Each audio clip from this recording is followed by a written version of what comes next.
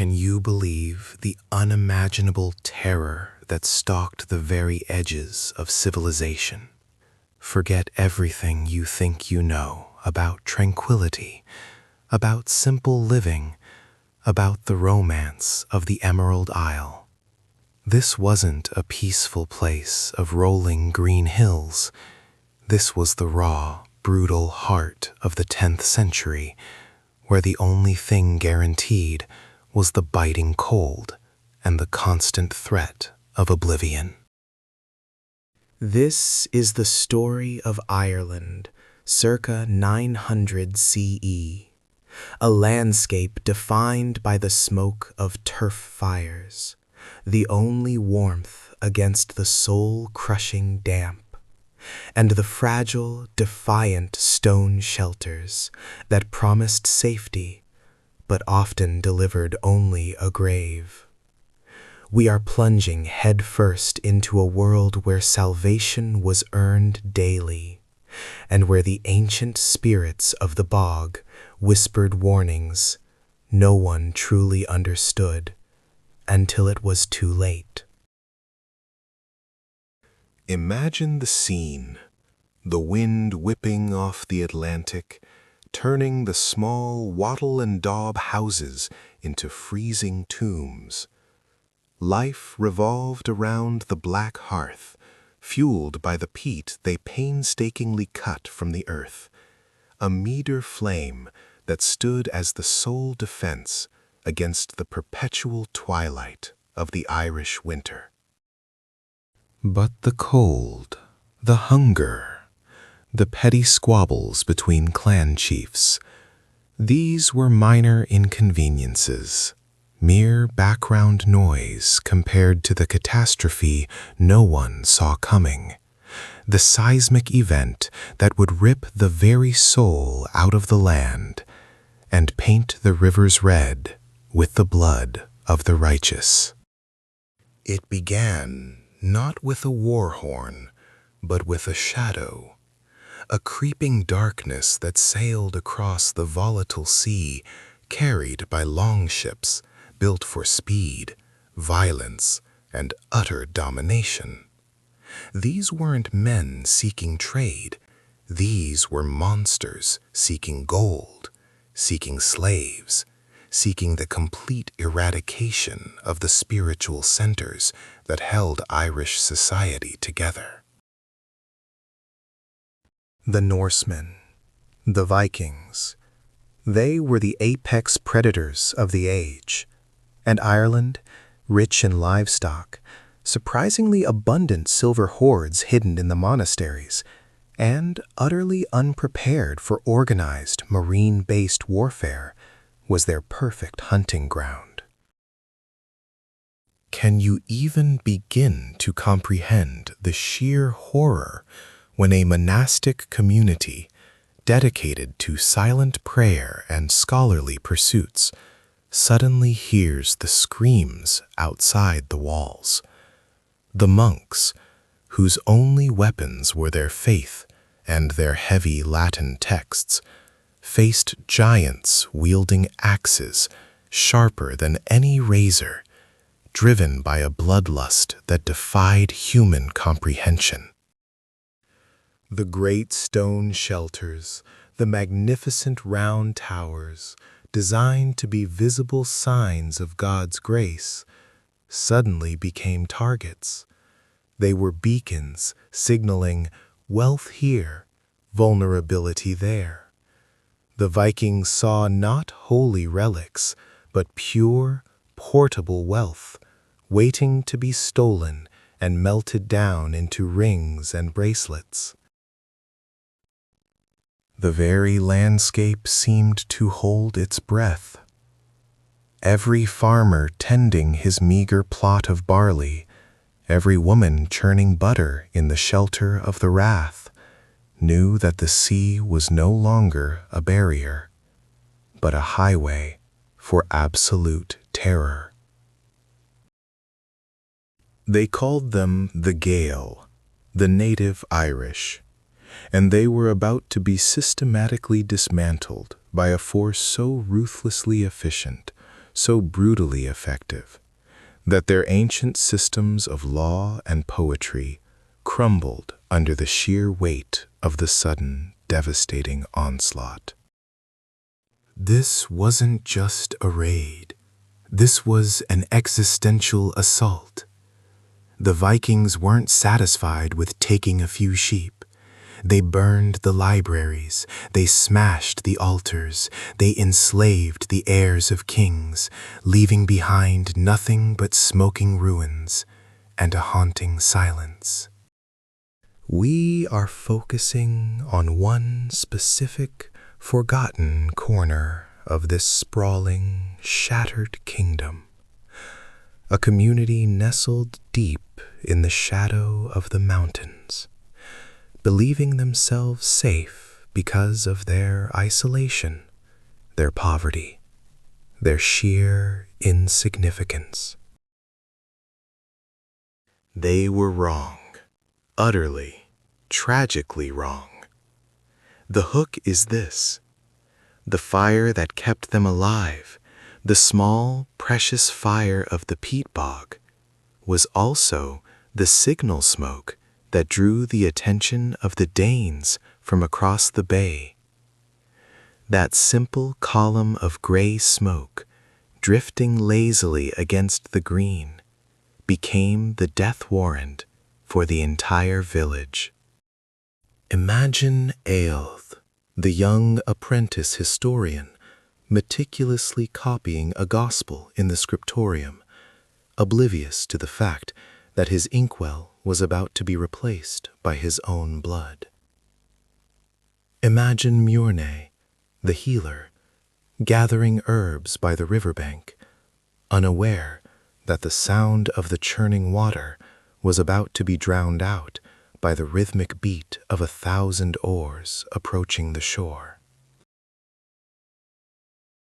This is where the story truly begins, not with the grand high kings in Tara, but with the ordinary people in their dirt-floored hovels, caught between the crushing weight of their own harsh environment and the sudden apocalyptic visitation of the Northmen.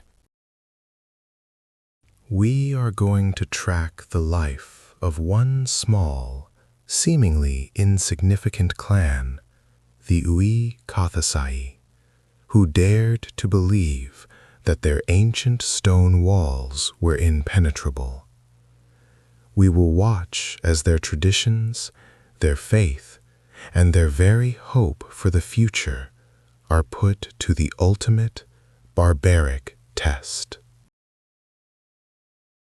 Because when the smoke clears and the silence returns, the question won't be who survived, but what part of their soul they had to sacrifice just to see the next dawn.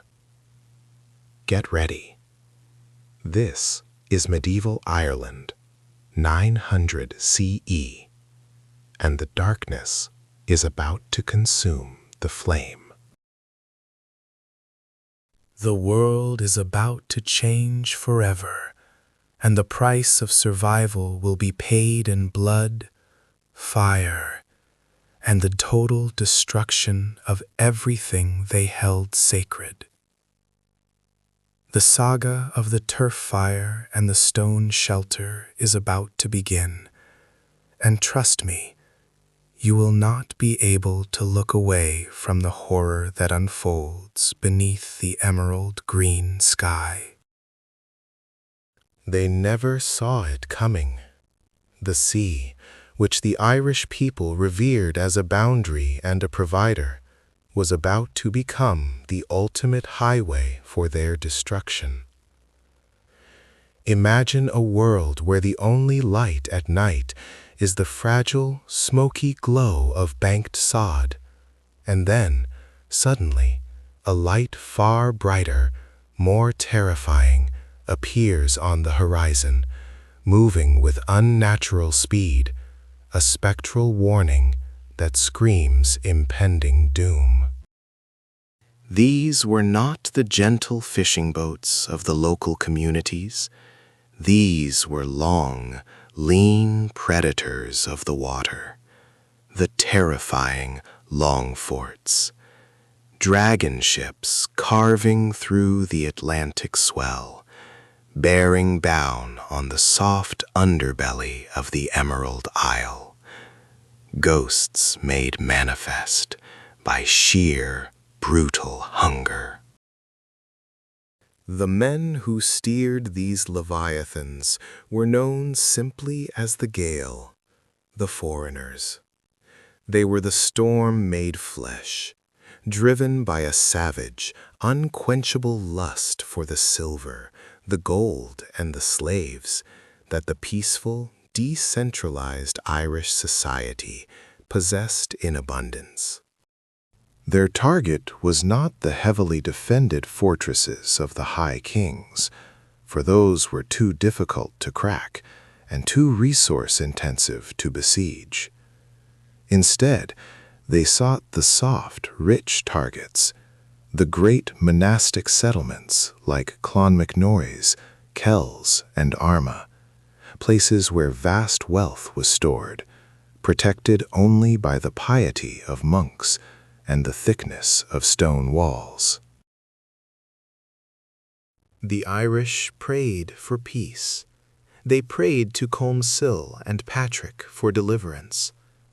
The Norsemen, cold and efficient, merely prepared for plunder and slaughter, sharpening their blades beneath the pale, indifferent moon.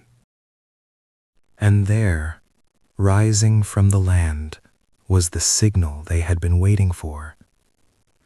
The air was thick with the essential scent of peat smoke, the ancient, comforting smell of home and continuity.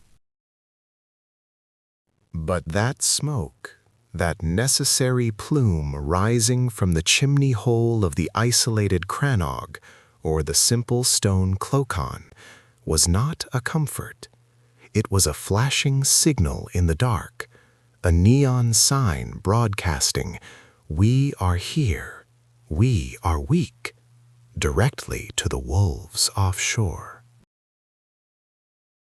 Every single family, every isolated settlement, every cluster of farmers huddled around their vital hearth was unwittingly lighting a path for the Dananian terror, guiding the enemy straight to their doorstep with the very thing that kept them alive. The Vikings didn't need complex navigational charts or sophisticated sextants. They followed the smoke trails, black fingers pointing up from the green landscape, leading them straight to the warmth and the life they intended to extinguish, efficiently and completely. The need for heat, for cooking, for purifying water, the fundamental, non-negotiable requirement of human survival, was now the single greatest tactical vulnerability of the entire nation. It was a cruel, cosmic joke played by fate itself, setting the necessity of life against the inevitability of death. One moment, there was the deep, resonant silence of the Irish night, broken only by the mournful cry of an owl and the soft, comforting crackle of the turf fire dying down. The next, a sound that ripped through the very fabric of reality, the horrifying, rhythmic shriek of hundreds of oars pulling hard for the shore, followed by the guttural, blood-curdling roar of men who knew no fear and sought only absolute, final destruction. The quiet farmers, the dedicated scribes, the pious women, they knew the sound instantly, a sound passed down in whispers from those who had barely survived previous incursions. It was the sound of inevitable, relentless death marching toward them from the sea. They scrambled, frantically, agonizingly, not for weapons, for they had only farming tools, but for the nearest hiding place, dragging their terrified children into the darkest corners of their stone shelters, praying the heavy stone walls would offer a defense the gods seemed to have utterly forsaken. But stone walls were nothing to the focused, inhuman fury of the Norse. Axes flashed, not elegant, curved swords. These were heavy, brutal, wood-splitting axes repurposed for skull-splitting, driven by men fueled by pure, terrifying adrenaline and the icy cold of the North Sea. The true devastation, the soul-crushing part that haunted the survivors, was often not the mere theft of gold. It was the systematic, deliberate destruction of the irreplaceable. Imagine the great illuminated manuscripts, those testaments to centuries of scholarship, painstakingly created by candlelight, ripped apart for their jeweled covers, or worse, thrown into the flames, feeding the very turf fires they had tried to protect themselves and their knowledge with. The libraries of Europe's most dedicated scholars were being turned into infernal pyres, their knowledge vanishing in smoke, leaving intellectual darkness where there had been brilliant light and learning. The Vikings understood that to destroy the memory of a people was to conquer them utterly, leaving behind only the rebel of culture. The beautiful, intricate bronze bells used to call the faithful to prayer across the valleys were ruthlessly melted down into ugly, practical ingots of pure, transportable metal. The silver chalices, vessels of sacred ritual, were crudely hacked apart and weighed for transport back to their icy homelands. Every item of beauty, every religious artifact, was instantly reduced to its base market value, stripped of its spiritual significance by men who worshipped only the chaos of war and the undeniable, crushing might of Thor. This was not warfare as the Irish knew it. This was an apocalyptic cleansing, a deliberate, brutal attempt to erase the gentle spirit of the Gael from the face of the earth, fueled by the very necessity of the turf fire that had previously ensured their survival. Now, the glow of home was the signal for the end of days. The darkness, once the oldest, truest friend of the scattered Irish clans, had betrayed them utterly. The flickering heart of the hearth, that sacred source of heat and life, now threw a cruel orange stain across the boglands, a perfect, inescapable target, painted in the black canvas of the 9th century night. The Norsemen, those ghosts who sailed on the breath of the north wind, didn't need complicated maps or guiding stars. They simply followed the smoke scent and the promise of that fatal, friendly glow. It was an apocalyptic reversal. Survival demanded fire, but fire guaranteed discovery and guaranteed death. The initial raids had been probes, tests of the soft, unprotected underbelly of the decentralized Irish kingdoms. But by 900 CE, the Vikings were no longer just raiders. They were strategic butchers, operating with the clinical precision of wolves who knew the exact location of the sheepfold. They understood that while the isolated clochan offered simple plunder, a few sheep, perhaps a bronze cauldron, the true, unbelievable prize lay in the colossal stone settlements of the monastic cities. These were not just places of prayer. They were the banks, the libraries, the treasure vaults, the spiritual and economic engine rooms of the Gael. Picture the towering cyclopean structures of Clonmacnoise, or the massive, intricate stone walls surrounding Kells, holding the unimaginable wealth of centuries.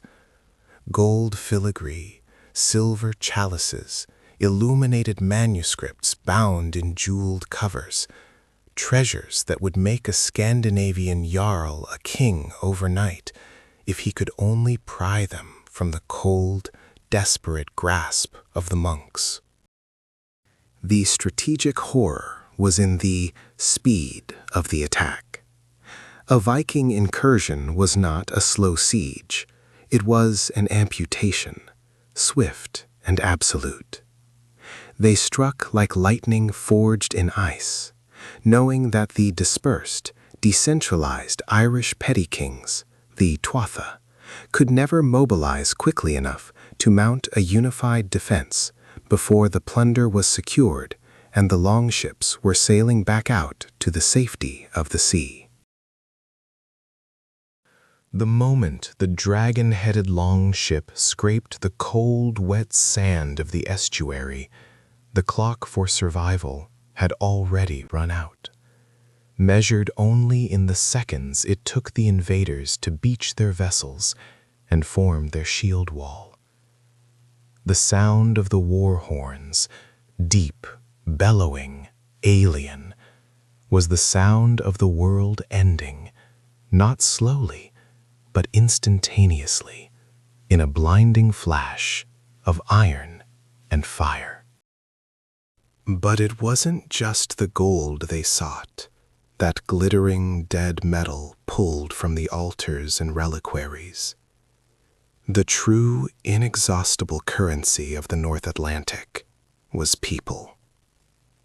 Strong, skilled people who could be sold into the vast churning slave markets stretching from Dublin, their newly forged fortress, Dyflin, all the way across Europe, reaching the distant, wealthy cities of the Mediterranean world, and even beyond, to the east. The Vikings were meticulous butchers, sorting the population with chilling efficiency that spoke of long practice and merciless hearts. Old men, those too frail to march, and infants, often left to perish in the flames as a final, terrible warning. Young women and strong, skilled men, chained, shackled, and immediately marched toward the waiting ships, their fates sealed by a lifetime of forced labor in foreign lands.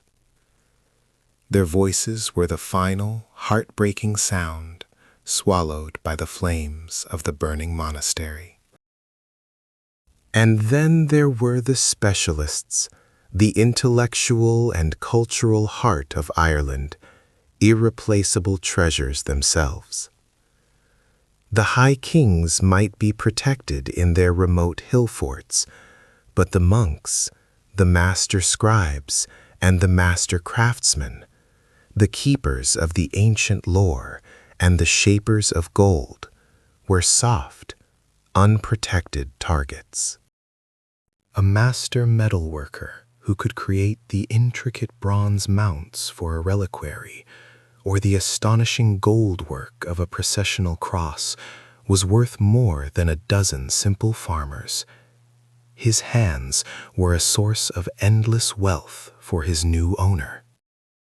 A scribe who could illuminate the Gospels with breathtaking precision was a walking fortune, destined to be sold to wealthy patrons abroad, perhaps a Frankish noble or a powerful Byzantine merchant who valued exotic, educated slaves to manage his holdings. The destruction of these men was the calculated destruction of the Irish soul.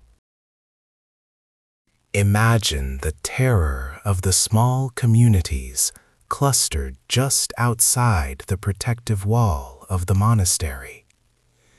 They lived by the grace of the holy site, drawing economic life from its presence, believing they were safe under the cloak of the church's sanctity. When the alarm bell began to clang, a frantic, desperate sound echoing across the still, dark water of the Shannon or the Erne, it wasn't a warning, it was a death knell. They had mere seconds to grab their most precious, non-plunderable possessions and flee into the treacherous safety of the surrounding bogs.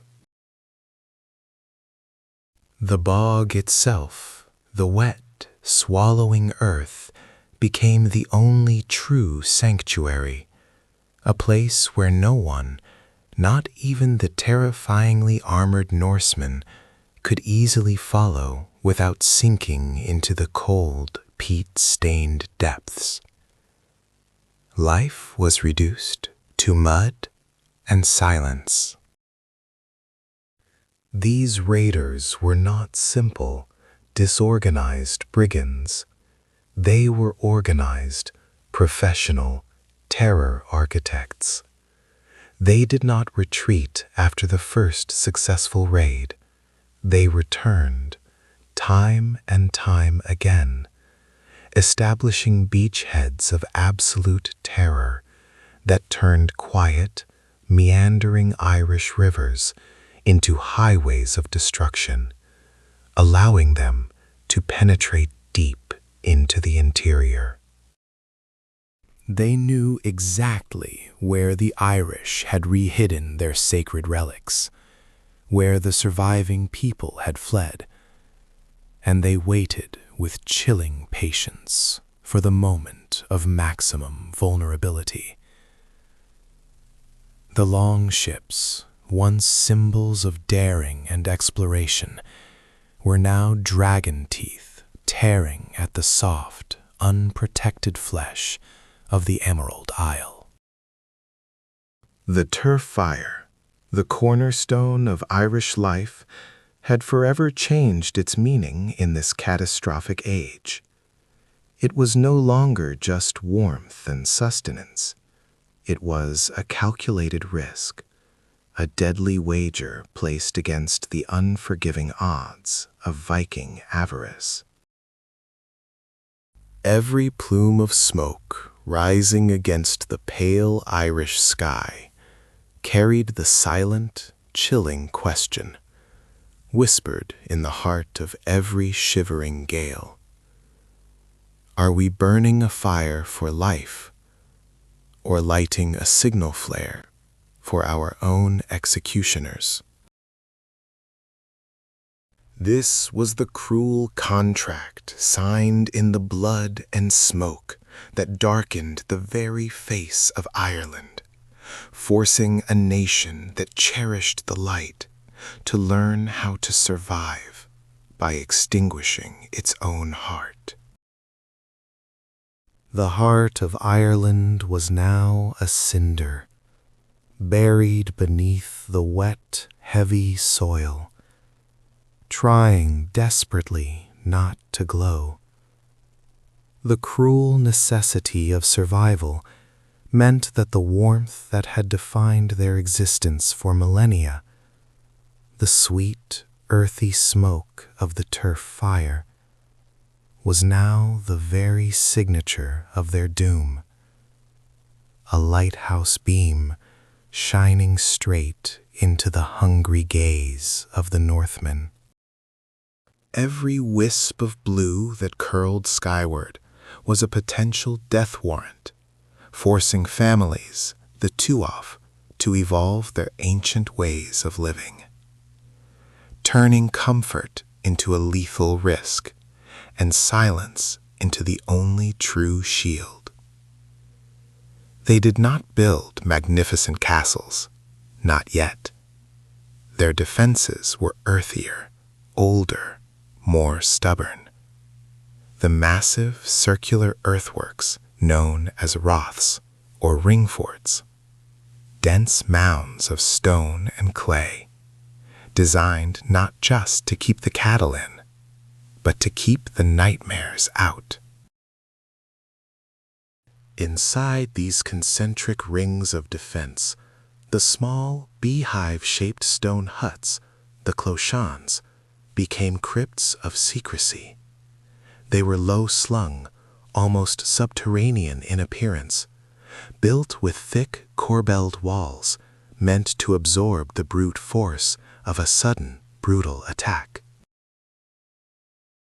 The tiny entrance was a choke point, and the hearth, the sacred center of the home, was moved deeper, shrouded, often vented through concealed ducts, or simply allowed to fill the air with choking, low-level smoke that hopefully stayed beneath the fog line.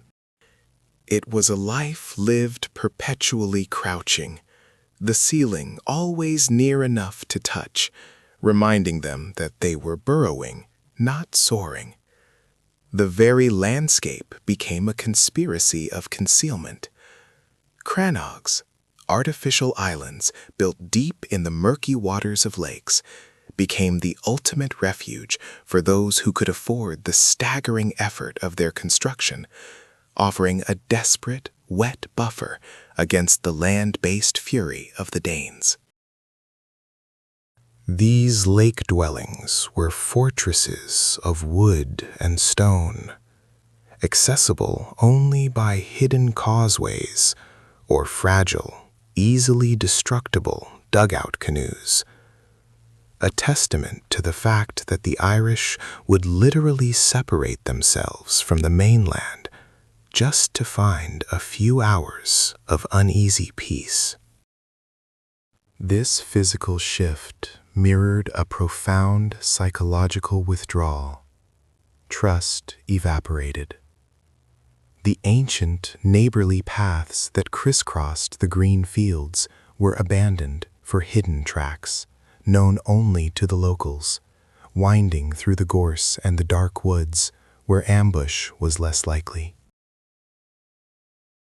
The Danes, those pale-eyed ghosts from the fjord lands, were masters of water, and water was the lifeblood of Ireland. They didn't march through the thick, muddy forests. They traveled the rivers, the Snav, and the Great Lakes, turning every shimmering waterway into an invasion highway. Their longships, drekar, were weapons of terrifying speed, shallow enough to skim the estuaries and penetrate deep inland, appearing like a stroke of black lightning at dawn, long before any warning could be sounded. They were not interested in prolonged sieges or holding territory initially. Their goal was the lightning strike: land, burn, loot, enslave, and be gone on the turning tide, leaving nothing but smoking ruins and a terrible, echoing silence where prayer had once resided. The knowledge of the tides and the river bends became military intelligence, passed in hushed whispers among the local chieftains, a desperate attempt to predict the unpredictable arrival of the serpent-prowed ships. The richest targets were not the simple farming homesteads. They were the monasteries, the great centers of Irish spirituality and craftsmanship. These were the vaults of the age, brimming with gold chalices, silver reliquaries, and illuminated manuscripts, the stunning relics of a peaceful, golden age. The monks, who had dedicated their lives to the quiet pursuit of God and knowledge, suddenly found themselves staring into the face of pure, chaotic malice, their gentle world shattered by the brutal efficiency of the Viking axe. The famous monastic sites, like Clonmacnoise, Kells, and Bangor, were treated not as sacred ground, but as poorly defended treasuries ripe for the taking, their stone walls offering little resistance against the relentless, driven fury of the Northmen. The devastation was systematic. Libraries that held the accumulated wisdom of centuries were torched, their precious vellum turning to ash and smoke, a cultural genocide perpetrated by men who valued silver above scripture. But the Norsemen sought more than just the glittering objects of the altar. They sought flesh. Slavery became a brutal, foundational pillar of the Viking economy, and the Irish, skilled, hardy, and numerous, were a prime commodity to be shipped across the Black Sea roads to distant markets in Dublin, which the Vikings themselves would eventually establish, or further east. The capture was indiscriminate. Monks, women, children, anyone caught outside the safety of the Ringfort walls when the terrible shout went up. The deepest horror was not the quick death, but the slow, agonizing realization that one was simply cargo, dragged away from the known world, destined to serve a foreign master under a cold, unfamiliar sky. This was the terror that permeated the very air the Irish breathed, the fear of being erased entirely, of being ripped from the ancestral soil and having one's identity dissolved into the shadow of servitude. The very soundscape of Ireland changed. The natural sounds, the cry of the curlew, the distant bleating of sheep, became filtered through a constant, debilitating anxiety. Every unusual noise, every sudden shift in the wind, every splash in the nearby river, instantly transformed the quiet world into a theater of potential catastrophe. Sleep was a fragile truce, often broken by the nightmare image of the Drakar's terrifyingly carved dragon head, slicing silently through the pre-dawn mist, its eyes seeming to gleam with cold, predatory intelligence. Ireland was learning to live in the permanent shadow of the axe, its people perpetually coiled, their ears straining against the heavy silence, knowing that the greatest warning they might receive was the absence of sound, followed by the terrifying, inevitable roar of the burning longhouse. It was a life where the shadows held more weight than the sunshine, and where survival was measured not in harvests, but in the number of nights the turf fire remained safely hidden, a tiny, necessary secret against the apocalypse. The air itself had become an enemy, a silent, swirling betrayer in the brutal 9th century struggle for the soul of Erin. The Irish understood the physics of desperation. The smoke column, that ephemeral thread of heat rising from the stone shelter, was more than just proof of life. It was an arrow pointing directly to the hidden wealth, or at least the hidden people. The delicate, earthy aroma of the slow-burning turf, which usually meant safety and sustenance, now smelled exactly like a trap waiting to spring shut.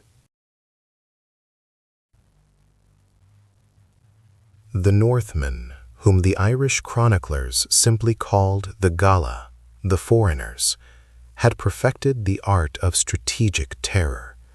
They weren't just hit-and-run pirates anymore. They were establishing Longforts, fortified ship encampments deep within the fjords and estuaries, transforming the familiar coastline into a perimeter of dread.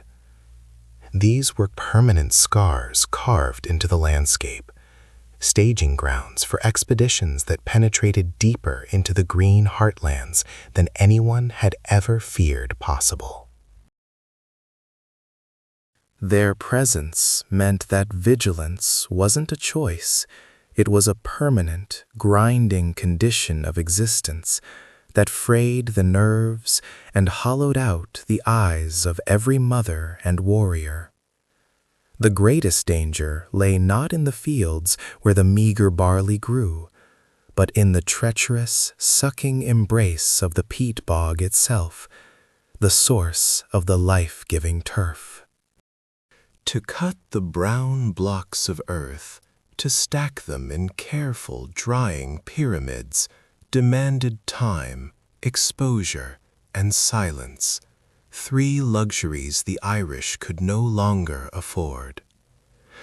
The scent of freshly cut peat, earthy and rich, was a siren song to the raiders who understood that where there was fuel, there was settlement, and where there was settlement, there was plunder and slaves. The bog itself, once the silent protector, was now a killing ground, its deep, unforgiving pools ready to swallow anyone who moved too slowly, whether fleeing the axe or just misjudging the treacherous terrain. It became a theater of silent, desperate combat, where the prize was a single barrow load of dried earth.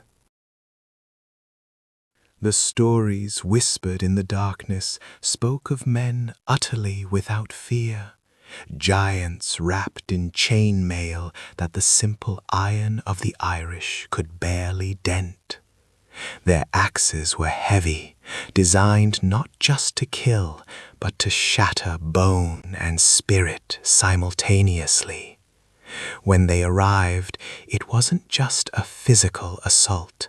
It was a psychological devastation, a sudden, blinding flash of pagan fury against centuries of measured, quiet Christianity. Monasteries, which had been the safe havens, the repositories of knowledge and silver, were now merely brightly lit targets. The round towers, those magnificent, slender structures, piercing the low-slung, smoke-filled skies, became futile, final refuges, the last desperate attempt to climb above the chaos, while the wood at the base burned with terrifying speed. The family units living in their small, damp ringforts, the Roths, understood this terrible equation perfectly. The child shivering in the cold winter wind needed the warmth. The stewing pot needed the heat. The very continuation of their lineage depended on that slow, smoldering ember. But every single block of turf added to the hearth was a decision weighed in human blood. They learned to burn low and slow, banking the fire with wet, mossy layers that minimized the smoke but sacrificed the heat, choosing cold safety over comforting warmth. This deliberate stifling of the heat source was a physical manifestation of the cultural silence imposed by the invaders. The fire pit itself was often dug deeper, recessed into the heavy clay floor, shielded by stacked stones to prevent any stray spark or visible glow from escaping the tightly woven wicker roof structure. The true horror was the speed with which the Gala navigated the island's arteries. Ireland's vast network of rivers, the Shannon, the Liffey, the Boyne, which had for centuries facilitated peaceful trade between the localized kingdoms, now served as superhighways for the longships. These dreaded vessels, shallow of draught and swift as seabirds, could bypass the coastal defenses and strike dozens of miles inland within a single, terrifying day, arriving seemingly out of thin air to overwhelm unprepared settlements. The sound of the oars, the rhythmic thump, thump, thump, echoing off the riverbanks, became the ultimate herald of doom. This sound caused entire communities to abandon their homes and flee into the unforgiving depths of the forests and mountainous regions, taking only what they could carry, and often leaving the precious turf stores behind to freeze or rot, a guaranteed death sentence come winter. Survival meant abandoning the settled life, embracing a nomadic, almost feral existence. They ceased being farmers and scholars and became ghosts, masters of concealment, their lives governed by the moon and the ruthless movements of the foreign devils. The ancient knowledge of the land, the hidden caves, the secret tracks through the gorse and heather, which had been folklore, now became the literal map of salvation, studied and memorized with the intensity of religious texts. The greatest tragedy was the necessity of silence, the absolute suppression of their cultural voice. No more loud singing around the fire, no more public storytelling, no bardic recitations of glory that could carry on the wind. Everything joyful, everything vibrant, everything that marked them as a unique community had to be muted, whispered into the cold earth, for fear that the wind might carry the sound to the listening, vigilant ears of the Norsemen. Thus the struggle for Ireland, c. 900 CE, was reduced to a brutal, primal contest, while the Gaelic survivors fought desperately to keep their turf fires not just burning, but invisible. That single hidden ember, banked deep in the stone floor, represented the unbroken promise of tomorrow, a fragile, smoky defiance against the iron fist of the North, proving that even in the darkest age, the soul of a people could still smolder beneath the ashes of invasion. The fragile defiance that had warmed their hands now became a cold, relentless weapon used against them by the gods of the North Sea.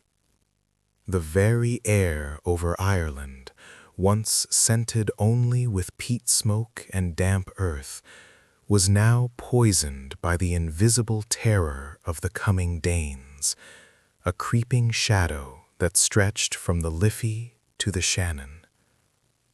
They understood, finally, that survival was not about fighting the Iron Men, but about becoming utterly invisible to them.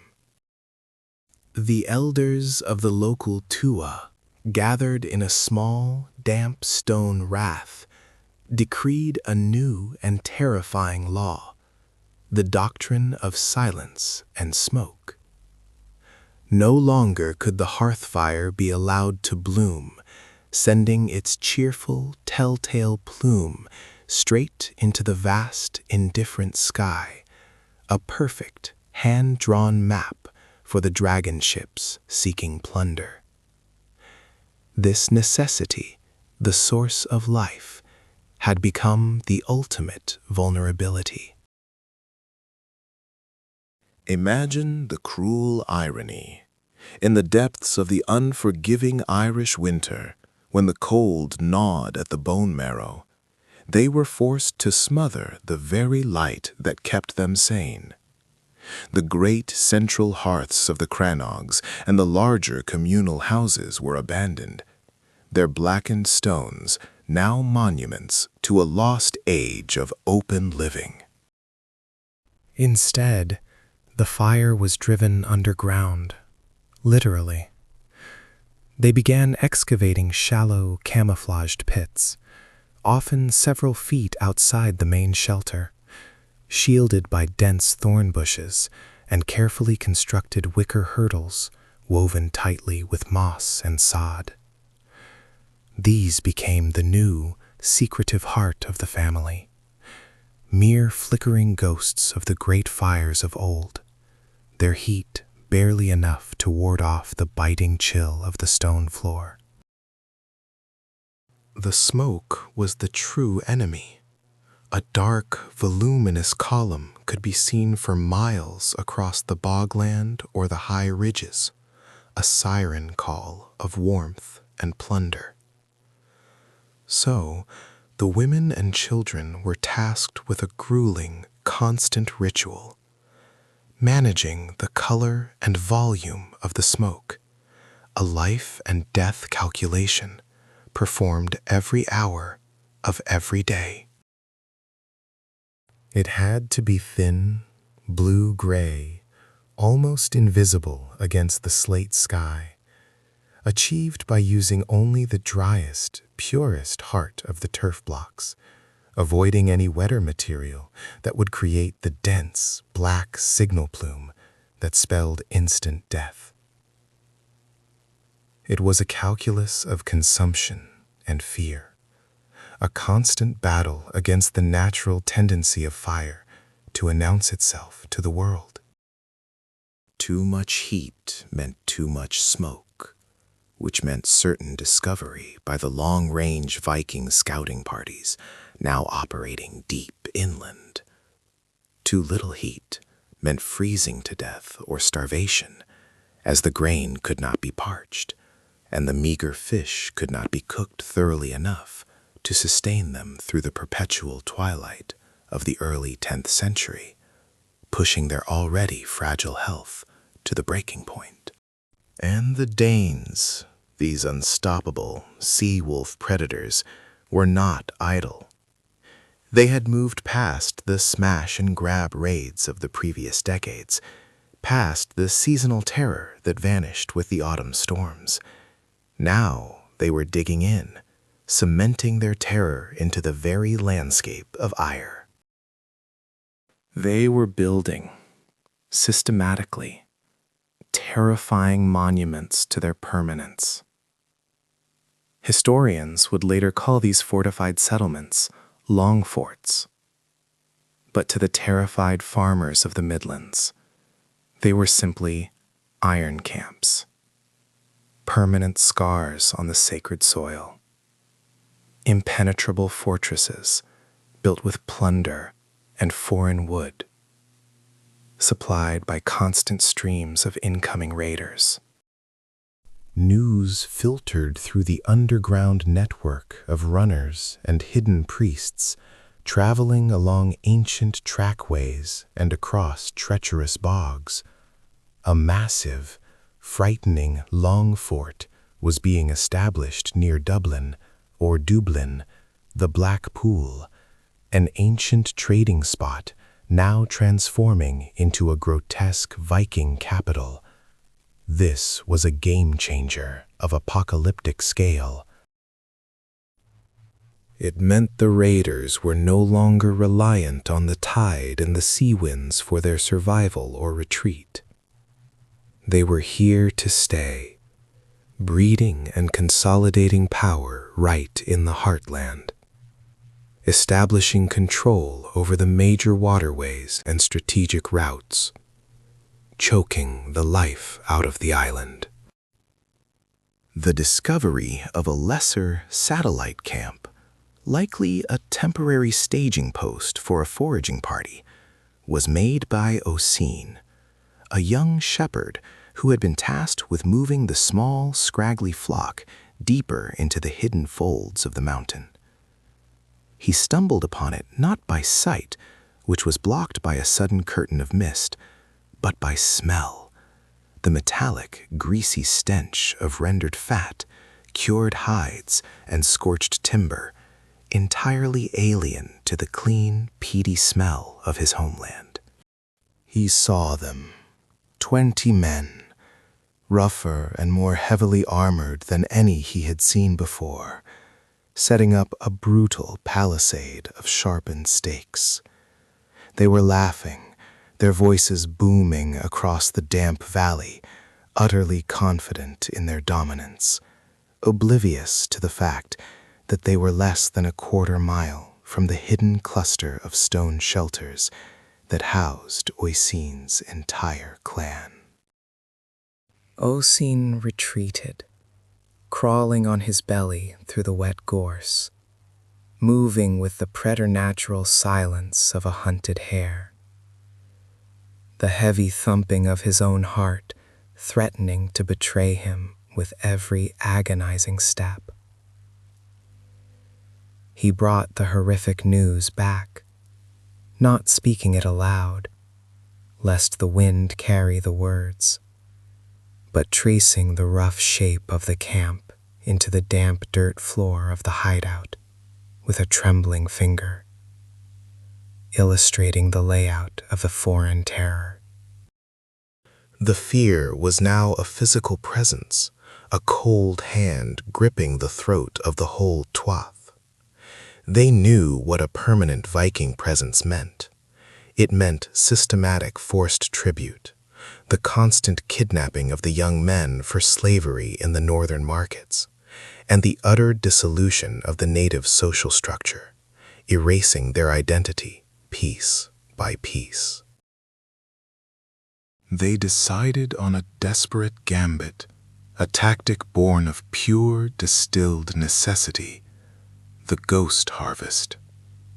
The fields of oats and barley, meticulously tended, were almost ready, but harvesting them now, during the day, would mean certain visibility and capture by the Iron Men patrolling the valley floor.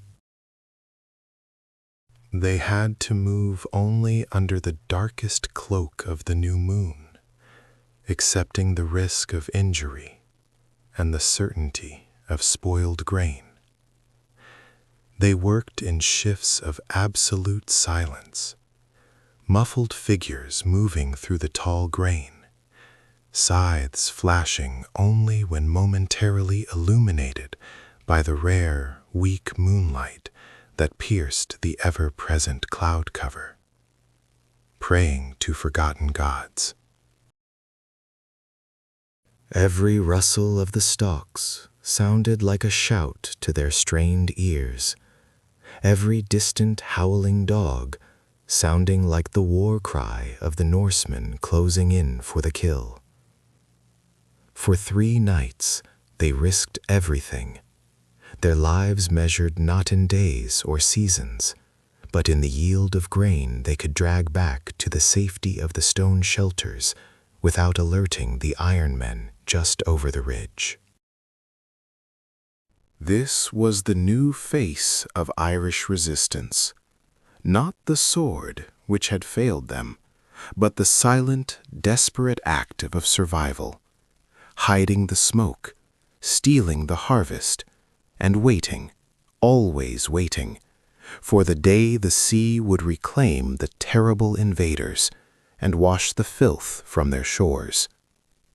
The turf fire, now just a handful of smoldering embers buried deep in the earth, was no longer a sign of comfort, but a silent, ongoing oath that the flames of Eyrie might be hidden, but they would never, ever be truly extinguished.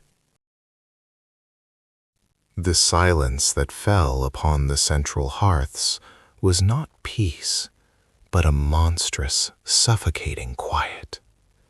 Every family, every small clustered toif, was now forced to live in a state of perpetual, shivering paradox. To survive the deep, skeletal winter, they needed the heat of the blessed turf. But to survive the summer and autumn, they had to pretend that warmth, that life itself, did not exist. They became masters of the anti-flame, learning the exact density of wet moss and packed clay needed to smother the telltale plume, reducing the glorious column of smoke to a whispered, struggling breath against the enormous gray sky, a desperate apology to the element they worshipped. This wasn't merely hiding. This was a fundamental, heartbreaking re-engineering of the ancient covenant between man and the sacred element of fire, a betrayal necessary for survival. But the Norsemen were learning too, and their senses were sharpened by the intoxicating promise of plunder, turning them into inhuman trackers who could detect the faintest, sour tang of burning peat carried on the wind for miles across the cold, empty bogland, an invisible scent trail leading directly to devastation. The Viking nose was as sharp a weapon as the Viking axe. The horror escalated from sudden, terrifying flash fire visits to a grinding, slow-motion, permanent occupation. The warriors from the North Sea, those brutal sons of ice and salt, stopped simply sailing away with the spring tide, retreating to their fjords. They were now digging in, establishing immense, fortified longports, ship camps, at every strategic river mouth and sheltered bay they could claim. These were not temporary shelters thrown up for a harsh night. These were black, bleeding wounds stitched onto the pristine coastline.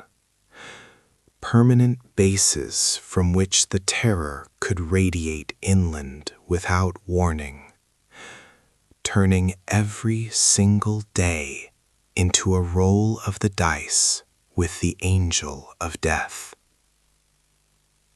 They built high ramparts of earth and timber, often using the stones stripped from desecrated churches, cementing their demonic presence upon the Holy Land. Places like Athclia, Dublin, Portlarge, Waterford, and Limerick, once quiet, isolated spots of simple trade, were transformed into churning cauldrons of foreign savagery, walled cities rising from the ground built upon the bones of slaughtered monks and the wreckage of plundered silver and gold. The very geography of Eyre was being rewritten, not by nature or the passage of ages, but in freshly spilled blood and unforgiving foreign granite, creating dark anchor points that held the shadow fast over the land. The threat was no longer episodic. It was the climate itself. Against this new, structured menace, the methodical, planned military state of the Longfort, the only viable defense for the scattered, decentralized Irish tuatha was not confrontation, which almost always meant annihilation, but total, profound disappearance. The people fled the exposed ringforts and simple stone cashels that now seemed dangerously obvious, retreating deeper and deeper into the watery labyrinth of the land, the thick, sucking, treacherous heart of the peat bogs. They resurrected and perfected the ancient, almost forgotten craft of the crannog, artificial islands painstakingly constructed in the center of shallow lakes and treacherous marshes, reachable only by cunningly hidden causeways laid just beneath the surface, or by small, silent, skin-covered coracles navigated by those who knew the exact depth of the mud. Imagine living suspended over black, freezing water. The only sounds the lapping of the reeds and the desperate, frantic beat of your own heart, praying that the fog held thick and cold enough to conceal your precarious, waterlogged existence from the patrolling heavy longships that rarely dared to venture into the complex shallows. The water itself became both shield and executioner, a perfect defensive moat against the heavy-footed invaders, but a constant, life-threatening chill to the children and the elderly who lived permanently soaked in the relentless damp, battling fever more than foreigners. The psychological cost of this sustained terror was monumental, etching itself into the very fabric of Irish culture. The bright dyes so prized by the ancient Celts, the deep reds and vivid blues that signified status and celebration, vanished almost overnight. Color was a liability, a flag waving for the attention of the axe-wielders. Everything became muted, blending into the desolate brown and endless gray of the earth and the bog. The people dressed in the rough, undyed wool that melted into the shadows of the smoky, low-ceilinged cabins, becoming ghosts in their own landscape, trading visual beauty and cultural pride for the grim necessity of invisibility. The loud, roaring laughter and the epic tales chanted openly around the hearth, the music that was the soul of the land, faded into low whispers, told only when the wind was howling loud enough to drown out the sound, lest a single joyous sound betray their position to the approaching doom. The Fili, the bards, the keepers of memory and law, became the most dangerous men of all, entrusted with secrets that, if tortured out of them, could doom entire communities hiding in the swamps. Their elaborate mnemonic songs were now coded maps of survival and hidden caches, a lethal burden. Even the sacred turf fire had to be cynically weaponized. The old women, the true, silent keepers of the flame, developed a chilling knowledge of smoke signals, not signals of distress, but signals of warning and, crucially, misdirection, using specific types of damp moss and bogwood to create plumes that indicated certain danger zones. Or, worse, plumes specifically designed to lure the unwary, hungry Viking patrols into fatal ambushes within the twisting, sucking depths of the peatlands, a landscape where the heavy Norse armor, became an immediate death sentence. The earth itself fought back, guided by the very essence of the hearth.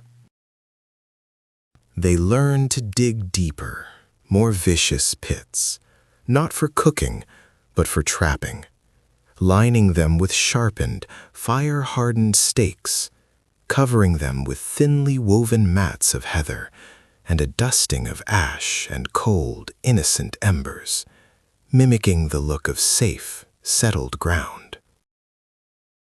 Sometimes a carefully positioned, overly bright fire was lit, a brilliant, welcoming beacon left entirely unattended, burning furiously in a patch of empty scrubland, drawing the attention of the greedy, avaricious raiders away from the true hidden settlements nestled miles away in the shadows. It was a terrible, desperate trade, a small sacrificial flame for the preservation of 1,000 hidden lives. This was the warfare of the desperate, not glorious shield walls, but cunning, concealment, and the cold, terrifying willingness to sacrifice everything that brought warmth and comfort, just to see the next terrifying dawn. They were fighting specters with silence, and giants with the subtle, insidious, burning power of the earth they walked upon, ensuring that the flames of ire, though hidden deep below the surface, would indeed never be truly extinguished. The cold stillness that followed the last retreat of the longships was not peace. It was a pressurized silence, heavy with unspent vengeance. Every chimney smoke trail, once a proud declaration of life, now felt like a trembling finger pointing towards the hidden hearth. The high kings might have been scattered, their armies broken in open combat, but the true war was fought on the edges of sight, in the places where the sun dared not fully penetrate the perpetual gloom. The Norsemen, for all their iron and their terror, had underestimated the deep, patient memory of the moss and the stone. They were creatures of the churning sea, accustomed to flat decks and furious direct confrontations. They had no understanding of a land that actively fought back, a land whose defenses were not walls of mortar, but miles of sucking mud and bone-chilling mist, a landscape that required intimate, generationally passed knowledge to survive. The warriors of ire, those who survived the initial slaughter, learned to shed their traditional armor. It was useless weight, an anchor dragging them down into the liquid earth. They became shadows wrapped in rough wool, moving with the preternatural grace of the hunted animal that knows the exact location of every sinking patch of earth. They stopped meeting the invaders where they chose to land, on the beaches and the river mouths, a strategy that only played into the Vikings' brutal strengths. Instead, they drew them inward, toward the treacherous, unforgiving heart of the island, towards the deep, black bogs, where the turf was still being cut, and where the ancient spirits of the island held court. Imagine the chilling spectacle, a confident line of shield walls, massive and intimidating, lumbering across what they believed to be solid ground, only for the central earth to suddenly liquefy beneath their weighted boots. trapping them not in a quicksand, but in a slow, muddy embrace of death. This was no simple swamp. This was the Mastir Kula, the master's deception, a terrain weaponized by generations of peat cutters who knew precisely where the crust was thin and where the eternal cold waited beneath the deceptively green surface. The heavy, iron-clad Vikings, relying on their physical strength, were wholly unprepared for a fight that demanded agility, lightness, and cunning. The Vikings relied on clear sight lines, on the brutal efficiency of the axe meeting the skull, on the terrifying speed of their sudden attacks. But visibility was stolen from them, not by divine intervention, but by the coordinated, suffocating genius of the bog smoke. The smoky signal fires, previously marking a home to be plundered, now served as an intricate atmospheric map for the Irish fighters, invisible to the foreign eye. If the smoke was thick and low, hugging the ground like a shroud, it meant approach silently, ambush is imminent. If it rose in a sharp, sudden column, it meant retreat swiftly, the wolves are too many and too strong. The air itself became a toxic, opaque barrier, making every footstep a gamble. The heavy turf smoke, rich with the smell of centuries of decayed life, clung to the valleys, blinding the heavily breathing Northmen, whose large, ornate helms, or so the bards claimed, only made them perfect, clumsy targets in the swirling grayness. Fear is a corrosive acid, and the Danes, who had mastered the art of physical terror through shock and speed, were now being subjected to a psychological siege they could not comprehend. In their Scandinavian fjords, the danger was visible, the icy sea, the rival chieftain, the storm front. Here, the danger was insidious, often underneath them. They would find sentries gone without a struggle, not slain by a knife, but swallowed whole by the seemingly harmless, beautiful green carpet of sphagnum moss that covered the lethal depths. Their powerful, brutal sagas spoke of frost giants and mighty sea serpents encountered on the open ocean.